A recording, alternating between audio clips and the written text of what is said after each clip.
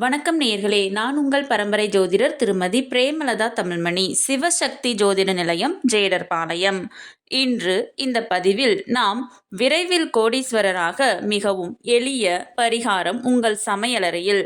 ஆம், உங்கள் சமையலறையில் உள்ள இந்த உணவை உங்களின் அன்றாட வாழ்வில் தினசரி உட்கொண்டு வந்தால் நீங்கள் தொடும் காரியம் அனைத்தும் பொன்னாகும். நீங்கள் நினைத்தது நினைத்தபடி நிறைவேறும்.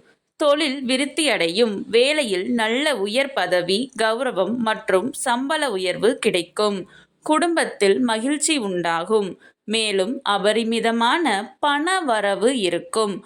உத்திர நட்சத்திரத்தில் பிறந்தவர் என்றால் தினமும் மாதுளம் பழம் உண்டு வரவும். விரைவில் கோடீஸ்வரராக பேர் புகழோடு ராஜபோக வாழ்வு வாழ மிகவும் எளிய மற்றும் சுவையான பரிகாரம் யாவை என பார்த்தோம். ஆகவே இன்று இந்த பதிவின் மூலம் உங்கள் நட்சத்திரத்திற்கான விசேஷ உணவை தெரிந்து கொண்டிருப்பீர்கள்.